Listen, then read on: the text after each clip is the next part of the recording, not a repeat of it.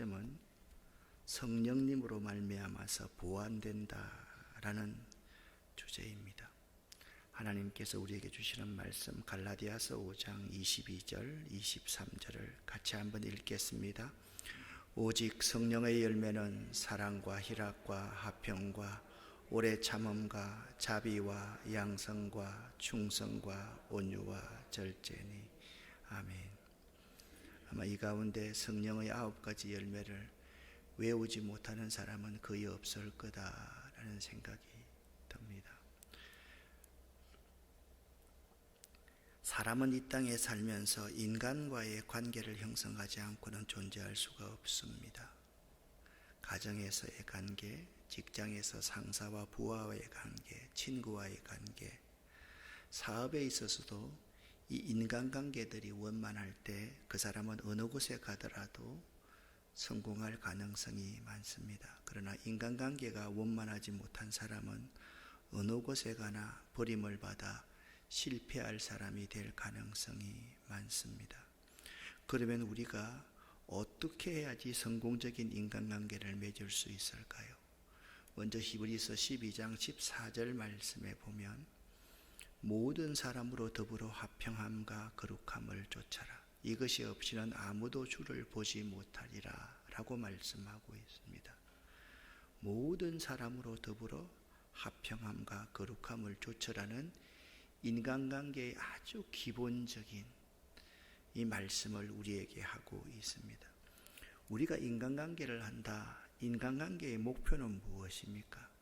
하나님께로부터 받은 자신과 타인의 성격을 존중할 줄 아는 것이 인간관계에 아주 중요한 겁니다. 그러니까 타인을 배려하고 존중할 줄 아는 것이 인간관계에 매우 중요한 것이고, 또한 서로 다른 사람, 서로 다른 기질을 가지고 성격을 가지고 있고 인격을 가지고 있는 그러한 사람들이 조화 있는 인간관계를 맺어서 서로가 함께 더불어서 잘 사는, 상생하는 그러한 삶을 살기 위함이 인간관계의 목표일 것입니다.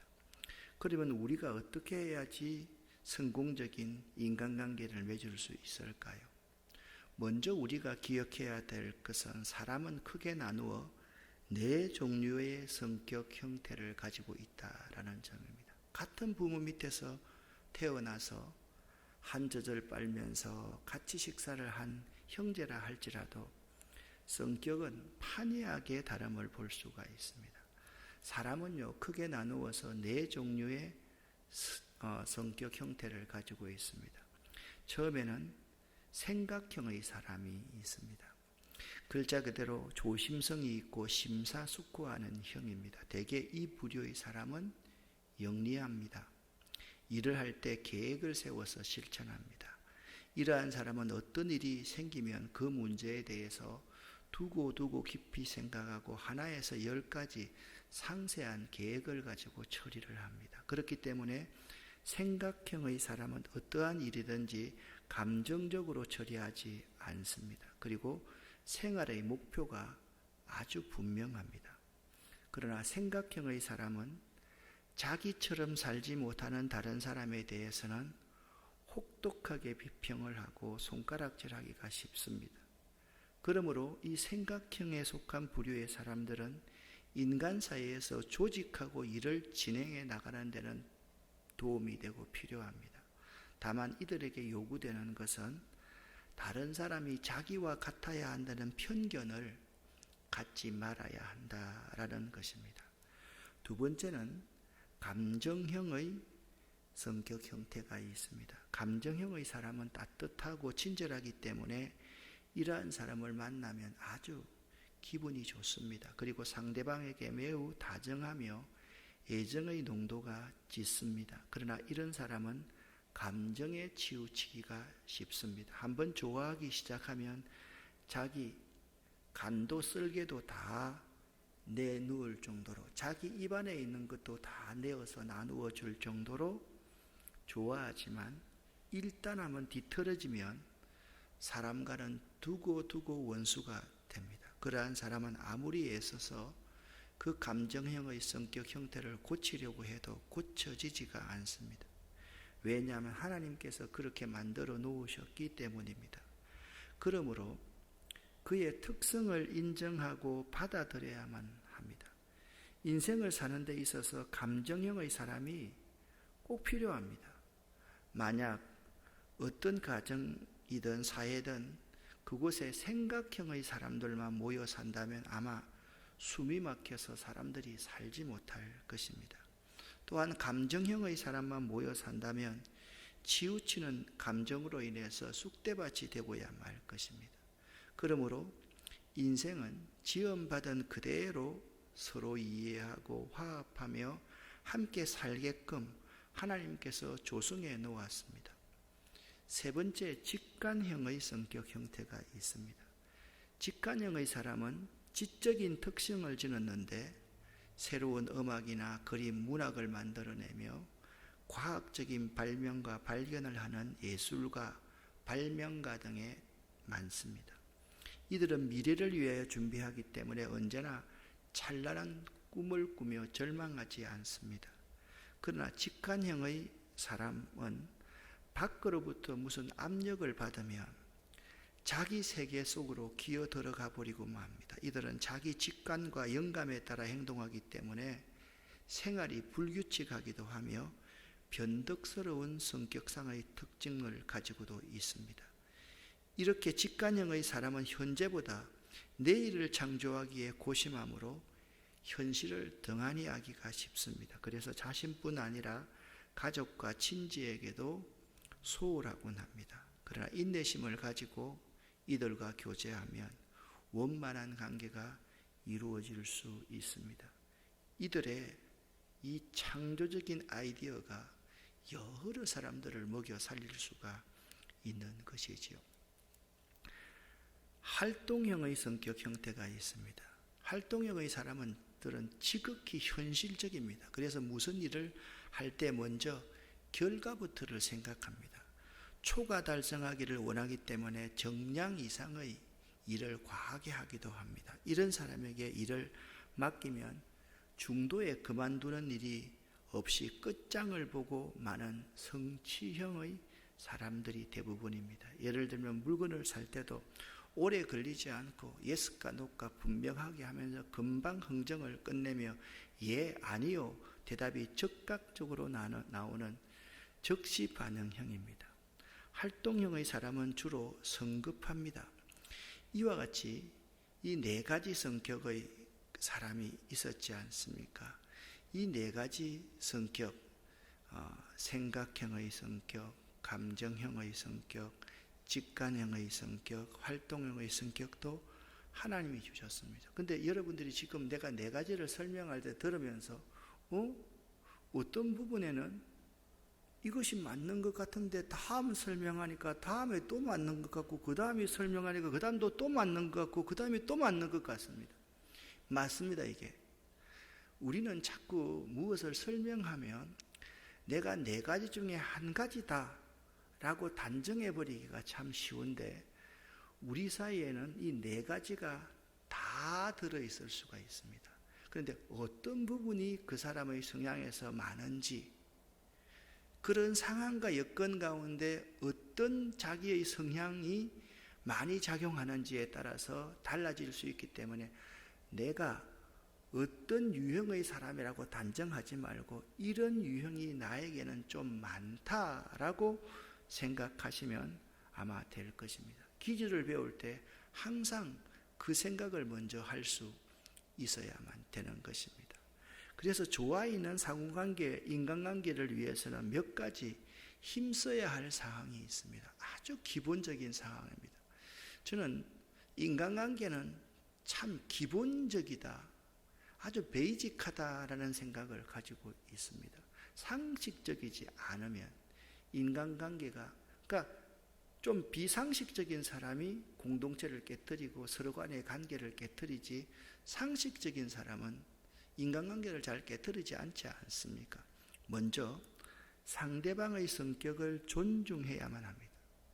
내 성격만 주장하고 내 경험만 주장하고 다른 사람들에게 강제로 자기 성격을 닮으라고 요구한다면 그것은 대단히 잘못된 처사입니다. 특별히 자녀를 교육할 때도 마찬가지입니다.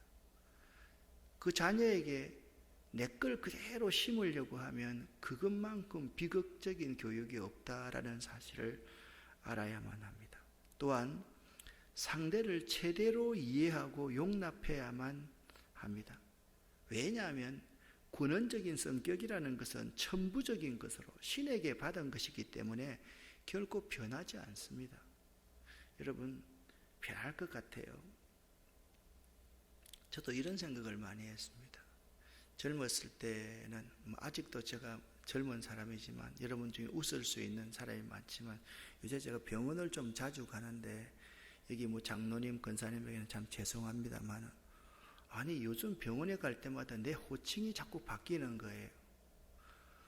옛날에는 선생님 뭐 이렇게 하다가 요즘에는 어르신, 아버님, 오늘도 일찍 내가 병원에 갔다 온다고 새벽 기도를 못했는데 자꾸 나보고 어떤 사람은 아버님 하는데 이거 좀 이게 아닌데, 또 어떤 사람은 이제 나이를 보고서 어르신은 더 아닌데 내가 70도 안 넘었는데. 그러니까 사람이라는 게요 참 이게 자기 스스로가 이게 자꾸 나이가 들어간다는 걸 잘 모를 때가 참 많습니다. 그리고요, 제가 젊을 때 이렇게 제가 열심히 설교하고 가르치면 교인들이 변할 줄 알았습니다. 지금도 그런 것은 조금 있습니다. 그런데 있잖아요. 아무리 가르치고 설교를 막 하고 핏대를 올려가지고 막 설교하고 하면 사람은 안 변하더라고요. 그럴 때 참 좌절감을 느낄 때가 참 많습니다. 그래서 우리 노 선배님 한 분이 그런 말씀을 하시더라고요. 전 목사, 사람이 있잖아 30 정도가 넘으면 절대로 변하지 않는다고 생각하게. 성령께서만 그 사람을 변화시킬 수 있지 당신이 설교 아무리 잘하고 당신이 아무리 인간적이라고 해도 그 사람은 안 변한다네. 저는 참 공감이 된다라는 생각이 들었습니다. 근원적인 성격은 천부적인 것이므로 결코 변하지 않습니다. 그러므로 상대방을 제대로 이해하고 용납하는 것이 필요합니다. 그리고 인내와 기도로서 양보와 조화에 힘써야만 합니다. 내 성격을 다른 사람과 조화시키고 나를 양보하고 하려면 인내하는 기도가 필요합니다. 기도할 때마다 하나님 아버지, 저 사람이 변화되게 해 주시옵소서라고 기도하지 말고 내가 그들과 잘 조화될 수 있도록 해 주십시오라고 기도하고 내가 이분들을 잘 이해하고 용납할 수 있도록 기도하는 것이 참 중요합니다. 여러분, 그런 경험이 신앙생활 할 때 많이 있죠. 기도 믿습니다. 시어자를 한 10개 넣어가지고 미샤오니 하고 기도하고 내 속에 막 사랑이 넘치는 것 같아요. 그래서 용서할 수 있을 것 같아요. 근데 교회 와서 그 인간만 보면 다시 속에서 푹 올라옵니다. 전혀 되지 않습니다. 그래서 항상 우리가 기도해야 될 이유가 뭐냐면 하나님, 내가 그들과 잘 조화할 수 있게 해주세요. 하나님, 내가 그들에게 양보할 수 있도록 해주세요. 자기를 내려놓는 기도가 우리 가운데 참 많이 필요한 거지요. 또 자신의 불완전한 성격상의 요소를 고치기 위해서 노력해야 합니다. 내 자신을 내가 가장 잘 알지 않습니까? 그러니까 나를 가장 잘 아는 사람도 나고 나를 가장 모르는 사람도 사실 납니다. 근데 내가 안다는 것은 내가 얼마나 부족한가, 내가 어떤 것이 약점인가, 그 모르는 사람이 있어요? 그 모르는 사람은요, 둔한 사람이에요. 다른 사람 약점 잘 몰라도 내가 무슨 약점이 있는가 그걸 잘 알아야 돼요. 그게 지혜에 있는 사람이에요. 그래서 내 자신의 불완전한 성격상의 요소를 고치기 위해서 부단히 노력하는 사람이 sanctification, 우리가 성화되어 가는 과정에서 자꾸 우리가 거룩하게 되어 가야만 되는 것이죠. 그래서 여러분, 네 가지 기억하세요. 상대방의 성격을 존중하라. 상대를 제대로 이해하고 용납하라. 인내하고 기도하라. 그래서 내가 조화로운 사람, 내가 양보하는 사람이 되도록 기도하라. 타인이 아닌 나 자신의 불완전한 성격상의 요소를 내가 고치도록 노력하라 라고 말씀. 여러분 욥기서 강의하면서 어제 새벽에 이랜드 그룹의 박성수 회장 이야기 여러분 기억나시죠? 그죠? 그가 회사를 설립하고 나서 10년 될 때까지 직원 3명이 그렇게 자기를 힘들게 하더래요. 그래서 10년 될 때까지 자기가 그리스도의 사랑을 품고 그들을 자기도 기특하게 생각할 만큼 그들을 품고 그들을 이해하고 용납을 했더래요. 10년쯤 지나고 나니까 이들이요 회사에서 없어서는 안 될 아주 중요한 사람이 되더라는 거예요. 그걸 자기가 있잖아요 굉장히 자랑스럽게 생각을 하고 있었대요. 내가 10년 동안 그리스도의 사랑으로 이들을 품어주었기 때문에 이들이 이렇게 변한 게 아닌가라는 생각 가지고 뿌듯하게 생각하고 있었대요. 하루는 성령님께서 자신에게 물어보더래요. 이 세 사람 중에 가장 많이 변한 사람이 누군 것 같으냐? 머리 굴립니다. 누굴까? A일까? B일까? C일까? 근데 그때 문득 자기 마음속에 드는 마음이 있다라는 거죠. 내가 가장 많이 변했다라는 생각이 들더래요. 하나님께서 박성수 장로, 박성수 회장 자신을 변화시키기 위해서 세 사람을 그 회사에 붙여준 것이죠. 그러니까 나가 얼마나 불완전한 존재인가 그것을 고치기 위해서 나도 노력하고 우리 성령님도 항상 노력한다라는 것입니다. 그러면 나는 어떤 성격의 사람과 맞을까요? 여러분 우리 주변에 보면 무던한 사람이 있습니다. 성격에 모난 데가 없고 화를 잘 내지 않고 잘 참는 사람을 두고 무던한 사람이라고 이야기합니다. 이런 사람과 함께 살면 처음에는 편합니다. 배우자로서 무던한 사람을 처음에 만나면 좋아서 그냥 결혼을 딱 합니다. 그런데 남편은 무던한 아내를 만나면 나중에 속이 터진다고 그럽니다. 아내도 무던하다 그래가지고 참 멋있어가지고 했는데 살다 보면 무던한 그것 때문에 내가 정말 힘들다. 그러니까 처음 한 3, 4, 5년, 한 7년간은 무던한 사람이 좋을 수가 있습니다. 그런데 이 무던한 사람이 다 좋을 수가 없다라는 거죠. 이런 사람하고 살면서 성격장애라고 하면서 이혼 도장을 찍는 사람들이 참 많습니다. 그런데 여러분 가만히 한번 생각을 해보십시오. 무던하면서도 자극적이고 재미있는 남자 그런 사람이 있겠습니까? 무던하면서 매력있고 멋있는 여자 그런 사람이 있겠습니까? 그런 사람 세상에 없습니다. 그래서 여러분 우리들이 알아야 될 게 뭐냐면 그러니까 이런 무던한 사람이 주변에 있다라는 사실입니다. 내가 어떤 사람인지 한번 어떤 사람을 좋아하는지. 또 둔한 사람이 있습니다.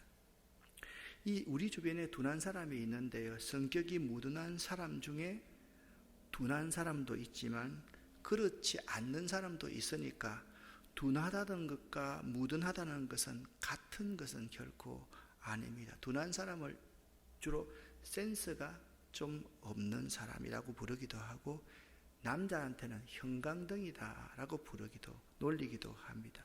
센스가 없는 사람은 상대방의 입장이나 감정을 제대로 알아차리지 못한다는 것이고 형광등이라는 것은 상대방의 말을 재빨리 캐치하지 못하고 항상 한 발짝 뒤에서 하고 늦게 알아차린다는 것이 그러니까 이런 사람이 좀 둔한 사람입니다. 근데 이 둔한 사람들이 특징이 있습니다. 이런 사람한테 말 잘못하면요 이 사람들은 아무 생각 없이 다른 사람한테 그냥 말을 주섬주섬 해가지고 나중에 그 사람 때문에 그 말이 주워 담을 수가 없을 정도로 되는 사람이 있습니다. 우리 목사님들 중에서 그런 사람이 있습니다. 우리 주변에. 그래서 내가 무슨 일을 할 때 그분한테 먼저 전화 오면 저는 전화를 안 받습니다. 문제가 다 끝나고 나면 그분한테 전화해서 이건 이렇고 저건 저렇고 저건 그래서 내가 그때 그럴 수밖에 없었습니다만 말이 안 새나가며 처음에는 몰랐습니다. 그리고 그냥 솔직한 말을 하고 나니까 전 목사가 이런 말을 하더라고. 막 안 해야 될 사람한테 말을 해가지고 나중에 내가 참 곤란한 지경을 처한 적도 여러 번이 있습니다. 세 번째는 예민하거나 성질이 급한 사람이 있습니다. 무둔한 사람이나 둔한 사람과는 세상 살기가 좀 편합니다. 최소한 편해 보입니다. 문제는요, 예민하거나 성질이 급한 사람입니다.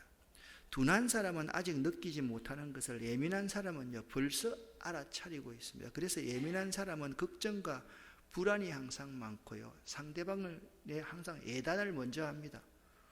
저렇게 하는 거 보니까 저짓했군.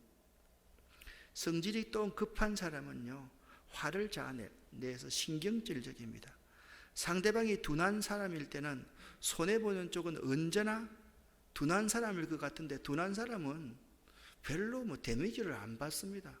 지가 화내놓고 지가 상처받고, 이게 예민하거나 성질이 급한 사람입니다. 심하면 둔한 사람은요 나중에까지도 이 사람이 왜 화를 낼까? 고개만 갸뚱까뚱 하는 사람은 좀 둔한 사람입니다. 그래서 항상 예민하거나 성질이 급한 사람의 배우자에게는 좀 둔한 사람, 무둔한 사람을 하나님께서 붙여주는 법입니다. 근데 여러분은 전부 다 둔하고 무둔한 사람이라고 또 생각하시지요? 여러분 그런 거 아닙니다. 여러분도 예민하거나 성질이 급할 때도 많이 있다라는 사실을 알아야만 합니다. 또 한 가지 우리 차이가 있습니다. 외향적인 사람과 내향적인 사람이 있습니다. 외향적인 사람은 자신의 외부 세계에 초점을 맞추어서 행동합니다. 따라서 주로 다른 사람들과 같이 활동을 하고 이야기하는 것을 즐거워합니다. 그 외향적인 사람은요, 사람을 만나면 에너지가 생기는 사람입니다. 그런 사람이 있지 않습니까? 그런데 내향적인 사람은 주로 자신의 내면 세계에 초점을 두고 있습니다. 다른 사람들과 함께 있는 것이 싫은 것은 아닙니다. 절대로 여러분 싫은 건 아닙니다. 상대방을 보면서 내향적이라고 해가지고 사람과 함께 있는 것이 싫어한다라고 그렇게 비난하면 큰 싸움이 일어날 수가 있습니다. 이들은요 어느 정도 활동을 한 뒤에 혼자 있는 시간이 있어야만 새로운 힘을 얻을 수 있는 사람이 내향적인 사람입니다. 그러니까 외향적인 사람도 있고 내향적인 사람이 있는 것은 서로 상호 보완적이 되어야 된다라는 거예요. 여러분 어때요? 여러분 외향적인 면이 많아요? 아니면 내향적인 면이 많은 것 같아요? 여기서 여러분 생각하면 한 51대 49, 60대 40 정도 이렇게 생각하지, 나는 외향적인 면만 있어요. 그건 또 아니라는 걸 여러분 잘 아시지 않습니까? 그래서 우리 성격은요 변화될 수가 있습니다.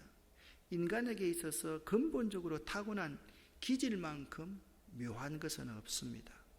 인간의 기질에는요 강한 면이 있고 약한 면이 있습니다. 누구나 강한 면만 생각하고 싶겠지만 누구에게나 그 약점도 무시할 수 없다라는 사실을 알아야만 됩니다. 하나님께서는 그를 믿는 모든 그리스도인들에게 성령 하나님을 주셔서, 성령님을 주셔서 그들로 하여금 본래의 강한 면은 살리도록 하고 약한 점은 극복할 수 있도록 만들어 주시는 분이지. 자, 강한 면을 성령님은 살리게 하고 강점은 살리게 하고 약한 면을 극복할 수 있도록 해야지, 강점이라고 좋은 게 아니에요. 나에게 강점이 다른 사람에게 뭐가 될 수 있어? 치명적인 약점이 될 수 있다는 사실을 알아야만 하는 것입니다. 나에게 있어서 약점이 다른 사람에게는 굉장히, 그래, 저분이 그런 면도 있었어? 그게 얼마나. 근데 좀 다르지만 우리 교인들이 참 행복하고 좋아할 때가 있더라고요. 첫 번째, 제가 있잖아요. 나하고 제 아내하고 자기들 앉아 있는데 내가 말 한마디 하면 옆에서 아내가 탁 내가 잘못할 때 나에게 구박을 줄 때 그때 교인들이 그렇게 통쾌, 유쾌, 상쾌하게 느낄 때가 참 많더라고요. 그래서 굉장히 기분 좋아하는 것 같아요. 그리고 내가 또 망가지고 내가 실수하고 막 그럴 때 사람들이 참 좋아하는 것 같아요.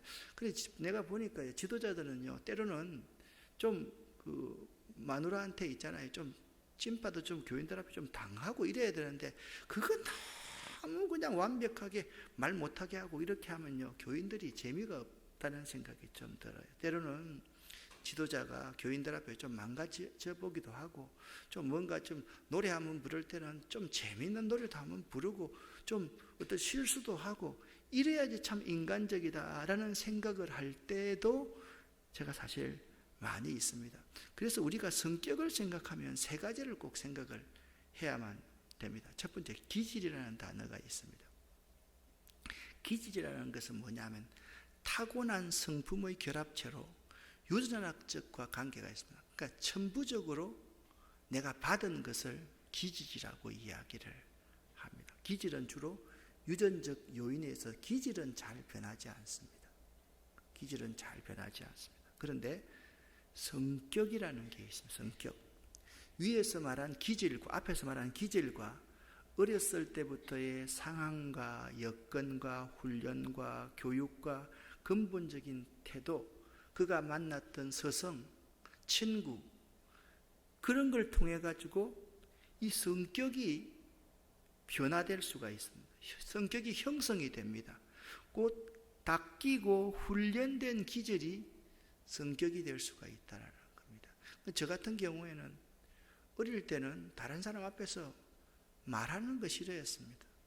학교 다닐 때 우리 집 앞에 이렇게 진해 사비료공장으로 가는 철도가 있습니다. 그러면 학교 등하교 할 때 꼭 철길을 가야 되잖아요. 근데 철길을 가면 이상하게 여고생이나 이런 동네에 아는 애들도 오면 그걸 나는 피해 다녔습니다. 심지어는 신학대학원 80년대 초에 신학대학원 올라왔어도 저는 기숙사 생활을 안 했습니다. 그냥 동생들하고 함께 자취하고 살았습니다. 그런데 있잖아요, 자꾸 이 성격은 바뀌더라고요. 근데 여러분, 기질은요 잘 안 바뀌어요. 기질은. 그래서 이 기질이 닦이고 훈련될 때 우리의 성격이다, 그렇게 말을 합니다. 그 다음에 이제 중요한 게 인격입니다. 인격. 사람의 됨됨이를 인격이라고 말을 하잖아요. 이것은 다른 사람을 대할 때 표면적으로 나타나는 양태, 태도를 인격이라고 그럽니다. 그래서 인격이 도해되어 있지 않는 사람은 다른 사람 앞에서도 그냥 자기를 그냥 그냥 인격이 미숙한 사람이죠. 특별히 있잖아요. 정치인들 이런 사람들 가운데 인격이 굉장히 좀 미숙한 사람들이 많아요.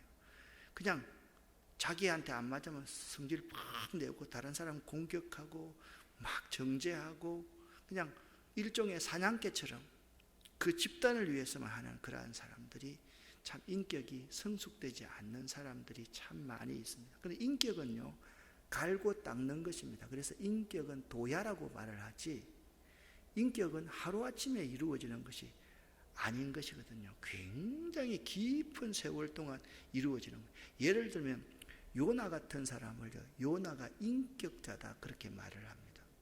여러분, 요나가 하나님의 낯을 피해가지고 다시스로 도망간다고 해서 요나 그 사람이 나쁜 놈입니까? 그렇지 않습니다. 자기가 싫으면 여호와의 낯을 피해서 도망갈 수가 있습니다. 그런데 도망가서 마치 성과를 딱 주고 다시 살아가는 배를 탄 거예요. 그때부터 이상하리만큼 그 시대에는 일어날 수 없는 일이 일어나는 거예요. 풍랑이 와가지고요, 모든 사람들이 다 죽게 생긴 거예요. 그때 요나가 뭐라고 그럽니까? 여러분과 저 같으면 살려고 자꾸 변명하고, 예? 나는 안 그랬다, 저 사람이 그랬다라고 이야기할 텐데, 요나는 말합니다. 이 풍랑은 나 때문에 생긴 것이다. 나를 들어서 바다에 던지우면 풍랑이 잠잠하게 될 것이다. 여러분 같으면 그런 말 할 수 있겠어요? 여러분 할 수 있는 것 같네요. 저는 도무지 못할 것 같습니다. 어떻게 살려고 변명할 것 같아요. 아니, 이 풍랑이 나하고 무슨 상관이 있느냐고. 이거 자연현상 아니냐고. 얼마든지 말할 수 있을 겁니다. 근데 요나는요, 인격이 선지자이기 때문에 신앙의 인격이 도야되어 있는 사람이에요. 나를 바다에 던지라. 그리하면 이 풍랑이 잔잔해질 것이다. 여러분, 우리가 타고난 유전적인 것을 기질이라고 그러고, 훈련되고 과정 가운데 닦아진 것을 성격이라고 그러고, 우리의 성격 그 자체를 계속 인생을 살면서 다른 사람한테 나를 드러내는 그러한 모습을 인격이라고 그렇게 한다.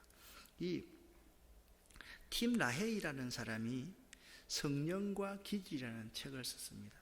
오늘 강의는 팀 라헤이의 성령과 기질의 아주 부분을 한 30% 정도는 인용하면서 오늘 말씀을 나누고 있는 것입니다. 여러분, 관심이 있는 사람은 생명의 말씀사에서 나온 성령과 기질, 이 부분에서 한번 꼭 책을 사서 읽어보시기를 바랍니다. 이 가운데 이런 내용이 있습니다. 성격은 변화될 수 있다. 기질은 타고난 특성의 결합이고, 인격은 닦이고 훈련된 기질이며, 성격은 우리가 다른 사람과 대할 때 표면에 나타나는 것이라고 할 수 있다. 많은 사람들이 그들의 인격을 발전시키거나 성격을 개선시키는 데는 성공하지만, 기질을 변화시킬 수 있는 그러니까 사람은요, 기질을 바꾸지 못한다는 거예요. 저는 굉장히 공감이 돼요. 그만큼 기질은 타고났다고 하는데, 기질은 각 개인의 강점이 될 수 있고 약점도 될 수가 있다. 이러한 기질은 성령에 의해서 변화되고 발전될 수 있다. 나는 여기서 많은 사람들이부터를 주의해서 다시 한번 여러분과 제가 나누고 싶습니다. 많은 사람들이 그들의 인격을 발전시키거나 성격을 개선하는 데는 성공하지만, 많은 사람들이 성공하지 않습니까? 기질을 변화시킬 수 있는 기질은 사람이 변화시킬 수 있는 것이 아니라 하나님만이 변화시킬 수 있는 거라는 거예요. 그만큼 기질은 타고났다는 것인데, 기질은 각 개인에게 강점이 될 수 있고 약점도 될 수 있는데, 이러한 기질은 성령에 의하여서만 변화되고 발전될 수 있다는 거예요. 그래서 팀 라헤이는요, 성령 하나님은 우리의 기질도 부분적으로 바꾸어서 우리 그 기질 가운데 있는 강점은 살리게 하고 약점은 보완하실 수 있는 분이 성령님이시다. 할렐루야. 그렇게 말씀하고 있다는 거예요. 그래서 여기서 그는 이제 그 주전 400년경에 포크라테스라는 사람의 4가지 형태의 기질에 대해서 말씀하고 있습니다. 제일 먼저 다혈질이라는 기질입니다. 다혈질보다 더 인생을 즐기는 사람은 없습니다. 자기 주위에 사물에 대해서 어린애 같은 호기심을, 다혈질을 가진 사람은 항상 품고 있으며, 환경으로 인한 감정이 예민하여 불쾌했던 일도 환경이 바뀌면서 곧 잊어버리는 경우가 다혈질에게는 많이 있습니다. 생기가 없거나 발랄하지 못할 때가 극히 드물며, 웬만한 환경에선 항상 휘바람을 불거나 노래를 부르며 행복하게 지내는 사람이 다혈질의 사람이 많습니다. 권태라는 단어는 그에게서 먼 단어이고, 권태를 느끼기 전에 그는 이미 재미있는 일로 돌아서곤 합니다. 그는 지나간 일은 쉽게 잊어버리고 골치 아프고 복잡했던 문제들을 머릿속에 남겨두는 법이 없습니다. 또한 미래에 별로 신경을 쓰지 않으므로 곧 다가올 공경에 대해서도 실망을 하거나 두려워하지 않습니다. 그저 현재를 살기를 좋아하기 때문에 낙관적인 사람이 이 다혈질 가운데 참 많습니다. 그는 사람을 좋아합니다. 부드러움과 동정심이 많은 것은 다혈질의 훌륭한 자산 중에 한 가지입니다. 도움을 필요로 하는 사람에게 다혈질보다 더 순수하게 대해줄 사람은 없습니다. 그래서 다혈질적인 그러한 사람은 누가 와서 이렇게 막 좋은 일을 말하고 그러면 돈을 그냥 헌금을 탁 내놓을 수 있는 그런 사람들이 참 많습니다. 그런데 다혈질의 약점이 있습니다. 다혈질의 끝없는 활동은 사실 자세히 보면 휴식이 없는 움직임에 지나지 않다는 것을 알게 될 것입니다. 때로는 그는 비실제적이고 무절제할 때가 참 많습니다. 그의 감정은 쉽게 그를 흥분시켜서 일의 전체를 심각하게 분석해 보기도 전에 그릇된 방향으로 이미 일을 진전시키는 경우가 참으로 많습니다. 이런 침착하지 못한 성격 때문에 좋은 성도, 좋은 배움을 가진 사람이 되지 못할 때가 많습니다. 그런데 이런 성질은요, 그의 신앙생활에도 나타나서 정신을 집중하여 하나님 말씀을 읽는 일에, 그러니까 다혈질인 사람은요, 하나님 말씀을 잘 읽지 않고 자기가 먼저 판단하고 행동부터 앞서기 때문에 그는 신앙생활을 제대로, 그러니까 급한 헌신은 하는데 문제를 일으킬 수 있는 가능성이 참 많다라는 사실을 알아야 됩니다. 자, 다혈질의 장점을 한번 보십시오. 명랑하고 낙관적이고 정답고 동정적입니다. 근데 약점으로는 불안정하고 의지가 박약하고 이기적이고 감정적인 불안정, 이런 것들이 참 약점일 수가 있습니다. 두 번째, 담접질의 기질입니다. 이 담접질은 의지가 강하고 독립적이며 자신의 능력을 크게 신뢰하는 편이며 투쟁력이 강한 사람들이 담접질의 사람입니다. 담접질의 기질은 어떤 면에서 보면 생활의 실제적인 면에 너무 치중하는 경향이 있습니다.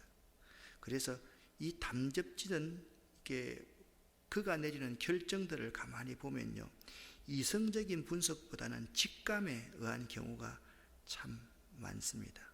이 담접질은요, 원래 지도자적인 자질을 다분하게 지니고 있는 리더십을 가진 사람들이, 그러니까 여러분 보면 다혈질에 있는 사람은 리더가 순간적인 리더는 될 수 있어도 못 됩니다. 그런데 담접질은요, 리더의 기질이 참 많습니다.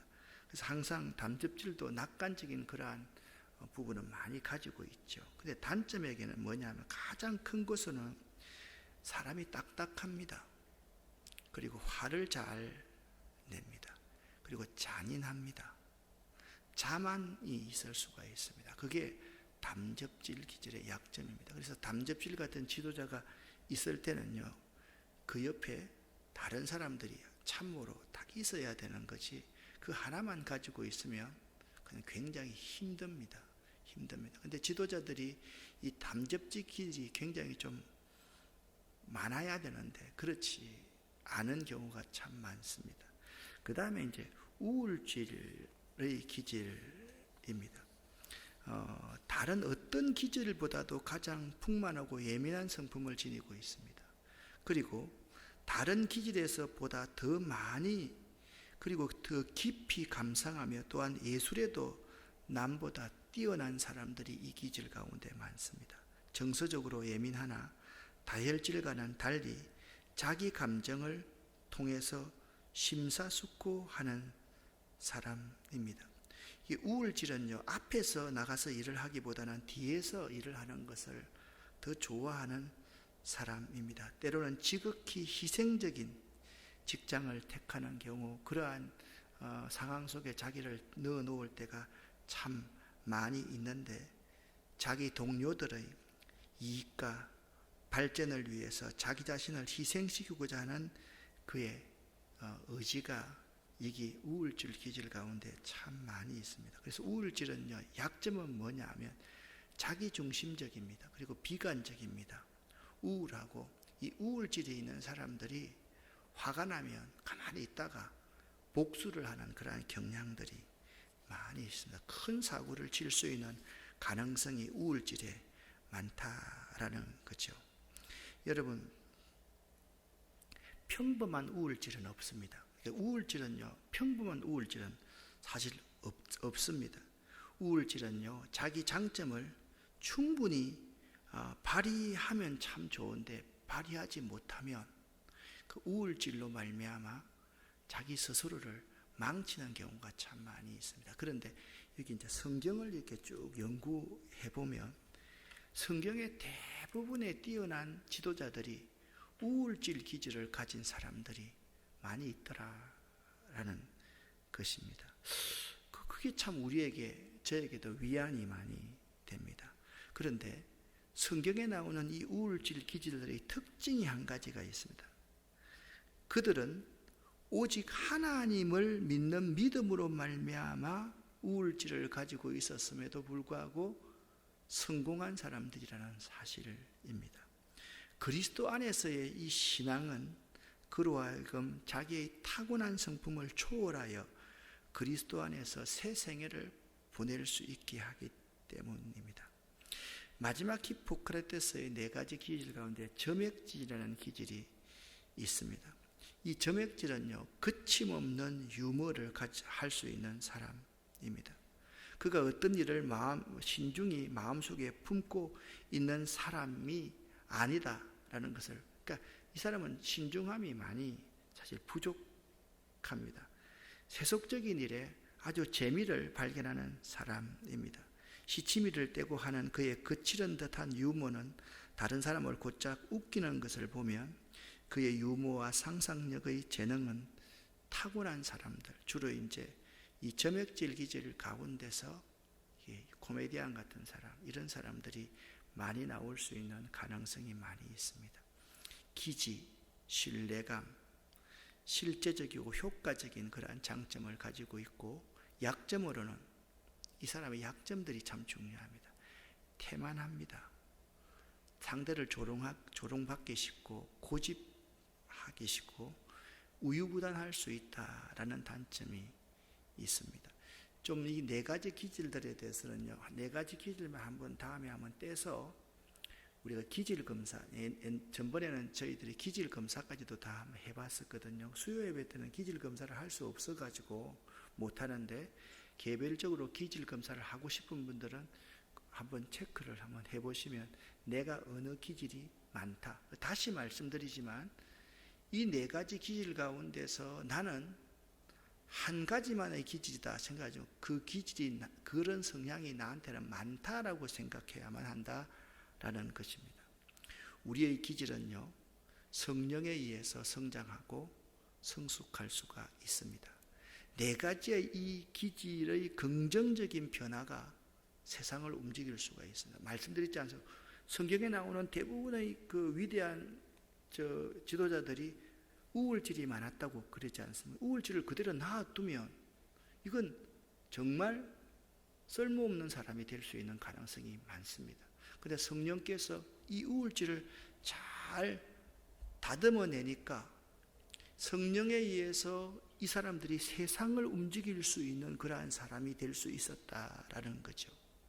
어느 것도 4가지 중에 어느 것도 다른 성품보다 더 낫다고는 할 수가 없고, 그것대로의 장점이 있고 또 단점이 다 있습니다. 그것에 대해서 우리는 감사해야 됩니다. 나는 왜 우울질이지 하고 나를 내 스스로가 싫어해서도 안 되고 불평해서도 안 됩니다. 내 기질은 하나님이 나에게 주셨고 우리 부모님의 그러한 모든 것들을 이어받았기 때문에 감사할 줄 알아야만 됩니다. 그런데 오늘 이제 가장 중요한 부분을 여러분과 함께 다룹니다. 이 이론은 여기서 끝나는 게 아닙니다. 우리의 장점이 중요하듯이 우리가 지닌 약점도 매우 중요하다라는 사실입니다. 왜냐하면 우리들 모두는 다 죄인이기 때문에 어느 면에서는 제가 생각할 때는, 이 제 생각입니다, 약점이 더 중요하다라고도 생각이 되어질 때가 많습니다. 객관적으로 자신의 약점을 분석해 보는 일을 두려워하지 마십시오. 그 약점을 싫어하지 마십시오. 그 약점을 이렇게 솔직하게 직면하십시오. 그러면 그 약점은 성령에 의해서 보완되어져야만 하고 성령에 의해서 그 약점이 개선되어지면 여러분의 장점은 장점대로 잘 살리고 그 약점을 성령에 맡기고 성령께서 나를 다듬어 가시도록 하면 우리는 정말 세상을 움직일 수 있는 사람이 될 수 있다라는 사실입니다. 믿으십니까? 여러분의 약점에 대해서 두려워하지 마십시오. 싫어하지 마십시오. 그 약점을 정직하게 직면하실 수 있기를 바랍니다. 무엇보다도 기도하면서 성경을 읽고요, 성령을 초청하십시오. 저를 한번 보십시오.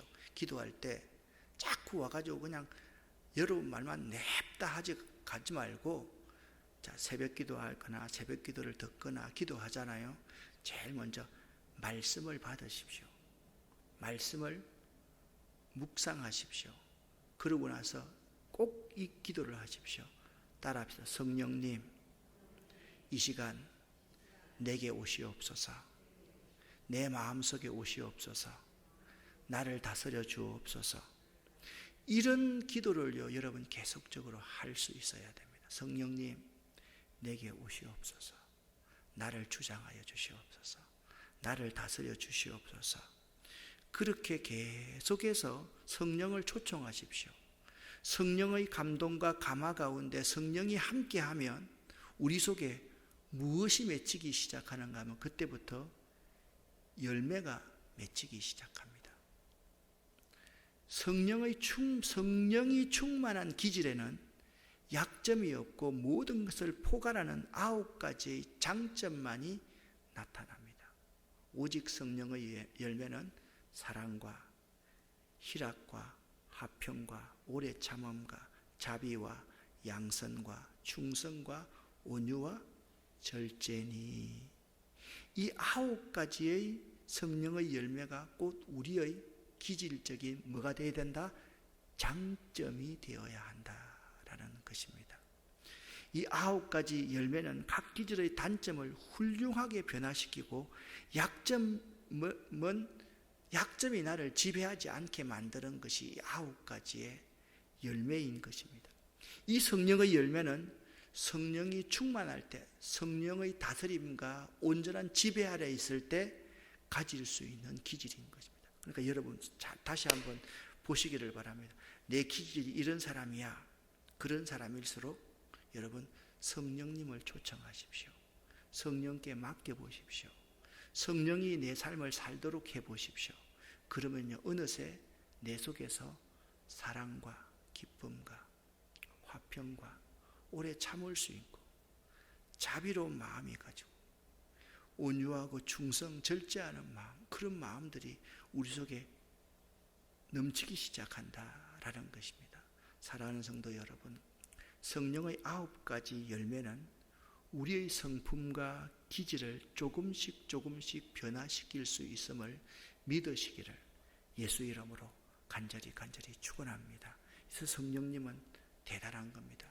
예수님께서 이렇게 말씀하셨습니다. 요한복음 14장 16절 17절에 또 다른 보혜사, 이 내가 아버지께 구하겠으니 그가 또 다른 보혜사를 너희에게 주사 영원토록 너희와 함께 있게 하리니 그는 진리의 영이다 라고 말씀하고 있습니다. 예수님은 하나님 아버지께 보혜사 성령을 구하셔서 그 보혜사 성령이 여러분과 저와 함께 있도록 보혜사 성령에게 맡기고 그분은 성천하시고 다시 이 땅에 오셔서 우리와 함께 계시는 분이라는 사실을 알아야만 합니다. 사랑하는 여러분, 우리의 기질, 사람은 변화시킬 수가 없습니다. 성령님께서 나를 다스려서 내 속에 성령의 9가지 열매가 자꾸 맺혀지면 우리의 기질 가운데 장점은 더 살아날 수 있고, 그리고 단점은 성령의 9가지 열매가 보완해 줌으로 말미암아서 정말 성숙한 그리스도의 제자로 살아갈 수 있다. 꼭 기억할 수 있기를 예수 이름으로 간절히 축원합니다. 기도하겠습니다. 살아계신 하나님 아버지, 긴 시간 오늘 성령과 기질에 대해서 생각할 수 있게 도와주심을 감사합니다. 하나님, 우리는 부족한 점이 참 많고 약점이 많은 사람입니다. 때로는 그 약점을 내가 싫어하고 그 약점 때문에 내 스스로가 내 자존감을 낮게 보는 것이 우리 자신임을 고백합니다.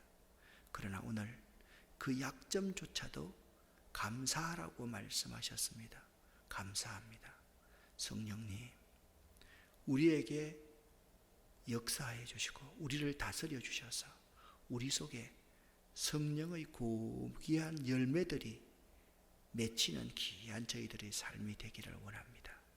예수 그리스도 이름으로 축복하고 간절히 기도 올립니다. 아멘.